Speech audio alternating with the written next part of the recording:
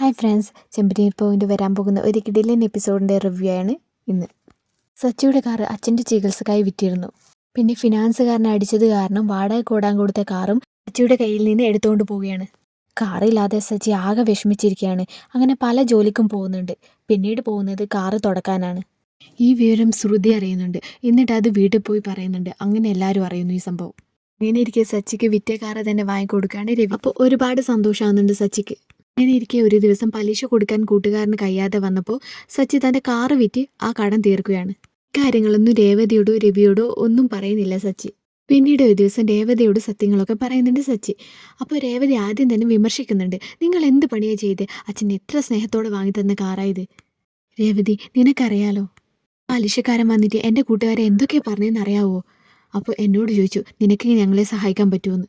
ആ സമയത്ത് എനിക്ക് വേറെ വഴിയില്ലായിരുന്നു ഒക്കെ സച്ചി രേവതിയുടെ അടുത്ത് പറയുന്നുണ്ട്.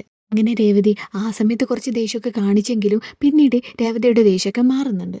പിന്നീട് കാണിക്കുന്നത് സച്ചി വാടകയ്ക്ക് ഒരു ഓട്ടോ കൊടുത്ത് ഓടിക്കുന്നതാണ്. അങ്ങനെ ഇരിക്കെ ഒരു ദിവസം മീരയും ശ്രുതിയും കൂടി ഓട്ടോക്ക് കൈ കാണിക്കുന്നുണ്ട്. ഓട്ടോ കയറിയതിന് ശേഷമായിരിക്കും അത് സച്ചിയാണെന്ന് മനസ്സിലാകുന്നത്. സച്ചിയെ കണ്ടപ്പോൾ ശ്രുതി ഒന്ന് ഞെട്ടുന്നുണ്ട്. കാർ ഓടിച്ചിരുന്നയാളെ പെട്ടെന്ന് എന്താ ഓട്ടോ ഓടിക്കുന്നത് എന്ന സംശയമായിരിക്കും ശ്രുതിക്ക്. മീരെ, നീ ഒന്ന് ചോദിക്കേ, എന്താ ഓട്ടോ ഓടിക്കുന്നതെന്ന് ചോദിക്കേ എന്ന് ശ്രുതി പറയുകയാണ്. ഇത് തമ്മിൽ സംസാരിക്കുന്നത് നമ്മുടെ സച്ചി കേൾക്കുന്നുണ്ട്. ഇതൊക്കെ കേട്ടപ്പോൾ സച്ചി ഒരു ഫ്രണ്ടിനെ വിളിക്കുന്നത് പോലെ, ഹാ എന്തൊക്കെയുണ്ടടാ, ഞാനിപ്പോൾ ഓട്ടോ ഓടിക്കുക. എൻ്റെ വണ്ടി ഒരു ഫ്രണ്ട് കുറച്ച് ദിവസത്തേക്ക് എടുത്തു പോയതാ. അവനെവിടെയോ ഒരു യാത്ര പോകാനുണ്ട്. അപ്പോൾ അവൻ്റെ ഓട്ടോ ഞാൻ ഓടിക്കുകയാണ് എന്നൊക്കെ സച്ചി കള്ളം പറയുകയാണ്. എന്നാലും ശ്രുതിക്ക് എന്തൊക്കെയോ സംശയങ്ങൾ തോന്നുന്നുണ്ട്. ശ്രുതി ഈ സമയത്ത് പറയുന്നുണ്ട് മീരയോട്, എടി ഇവിടെ നിർത്താൻ പറ.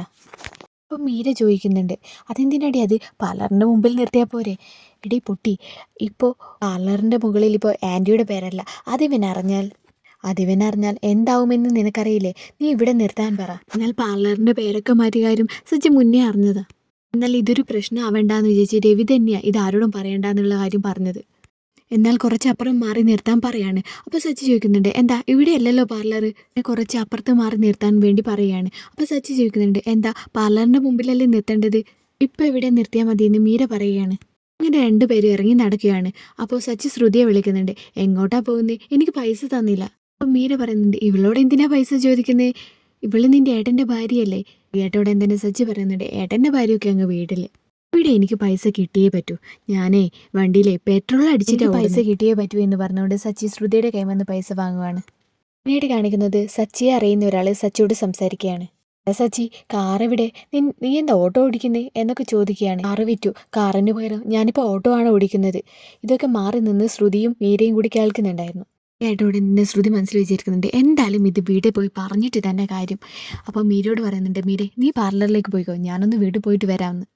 ശ്രുതി നേരെ വീട്ടിലേക്ക് പോയപ്പോൾ ചന്ദ്ര ചോദിക്കുന്നുണ്ട്, എന്താ മോളെ ഇന്ന് നേരത്തെ? ആൻറ്റിയോട് എനിക്കൊരു കാര്യം പറയാനുണ്ട്. ആൻറ്റി, ഇപ്പോൾ സച്ചി ഓടിക്കുന്നത് ഓട്ടോ ആണ്. അവൻ എന്തെങ്കിലും ആകട്ടെ, അവൻ്റെ കാര്യം ഇവിടെ പറയണ്ട. ആൻറ്റി, സച്ചിക്ക് ആധാരം വിറ്റുകൊണ്ടല്ലേ അച്ഛൻ കാറ് തിരികെ എടുത്തെടുത്തത്. ആ കാറ് സച്ചി വിറ്റു, എന്നിട്ടാണ് ഓട്ടോ ഓടിക്കുന്നത്. ഇത് കേട്ടോണ്ട് തന്നെ ആകെ ഷോക്കാകുന്നുണ്ട്. അവനിങ്ങ് വരട്ടെ, അവനെ ഞാൻ വെച്ചിട്ടുണ്ട്. സച്ചി വരുന്ന സമയത്ത് ചന്ദ്ര ചൂടായിട്ട് നിൽക്കുന്നുണ്ട്. ആ സമയത്തൊന്നും രവിയോട് കാര്യങ്ങളൊന്നും പറഞ്ഞിട്ടുണ്ടായിരുന്നു. അങ്ങനെ രവിയോടും സച്ചിയുടെ മുന്നിൽ വെച്ച് ചന്ദ്ര പറയുന്നുണ്ട്, രവിയേട്ടാ നിങ്ങൾ വാങ്ങിക്കൊടുത്ത കാറ് സച്ചി വിറ്റെന്ന്. ഏട്ടോടെ തന്നെ രവി പറയുന്നുണ്ട്, എന്താ ചന്ദ്ര നീ പറയുന്നത്? സംശയം ഉണ്ടെങ്കിൽ നിങ്ങൾ നിങ്ങളെ മോനോട് ചോദിച്ചു. സച്ചിയോട് രവി ചോദിക്കുന്നുണ്ട്, എന്താ സച്ചി പറയുന്നത്? നീ കാറ് വിറ്റോ? എന്തൊക്കെ ഇവിടെ നടക്കുന്നത്? ചന്ദ്ര പറയുന്നതിൽ എന്തെങ്കിലും കാര്യമുണ്ടോ മോനെ? അച്ഛൻ്റെ മുഖത്ത് നോക്കി കളവ് പറയാൻ വയ്യാത്ത സച്ചി സത്യങ്ങളൊക്കെ അച്ഛനോട് തുറന്നു പറയുകയാണ്. വണ്ടി തുടക്കാൻ പോയ കാര്യങ്ങളൊക്കെ അറിഞ്ഞ് സങ്കടപ്പെട്ടുകൊണ്ടാണ് ഞാൻ ആ കാറ് വാങ്ങി തന്നത്. എന്നിട്ട് നീ ആ കാറ് വിറ്റെന്നോ? എന്താ കാറ് വിൽക്കാൻ മാത്രം എന്താ പ്രശ്നം ഉണ്ടായത്? അത് പിന്നെ കുറച്ച് കടം വീട്ടാനുണ്ടായിരുന്നു.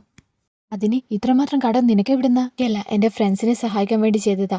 ഞാൻ ആ പൈസ കൊടുത്ത് സഹായിച്ചില്ലെങ്കിൽ അവരുടെ കാറൊക്കെ ഫിനാൻസുകാർ വന്ന് എടുത്തുകൊണ്ട് പോകുമായിരുന്നു. അവരുടെയൊക്കെ കുടുംബം പട്ടിണി ആയേനെ. ഇത് കേട്ടോടെ തന്നെ ചന്ദ്ര പറയുന്നുണ്ട്, കേട്ടല്ലോ രവിയേട്ട, മോൻ്റെ വായിൽ നിന്ന് തന്നെ എല്ലാ സത്യങ്ങളും കേട്ടല്ലോ. സച്ചിയെ ശ്രുതിയും ചന്ദ്രയും കൂടി ഇങ്ങനെ കുറ്റപ്പെടുത്തുന്നത് കേട്ടുകൊണ്ട് അന്ന് രേവതി അങ്ങോട്ടേക്ക് വരുന്നുണ്ട്.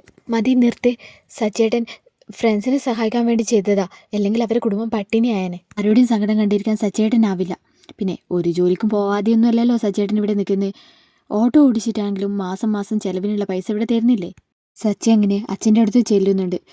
അച്ഛൻ എന്നോട് ക്ഷമിക്കും. ഒരുപാട് ആഗ്രഹിച്ച അച്ഛൻ വാങ്ങിത്തന്ന വണ്ടിയാണെന്ന് എനിക്കറിയാം. പക്ഷെ ഒരു പ്രത്യേക സാഹചര്യത്തിൽ എനിക്ക് അങ്ങനെ ചെയ്യേണ്ടി വന്നു. തുടർന്നുള്ള വരാൻ പോകുന്ന എപ്പിസോഡുകൾക്കായി ഈ ചാനൽ ഒന്ന് സബ്സ്ക്രൈബ് ചെയ്യുക.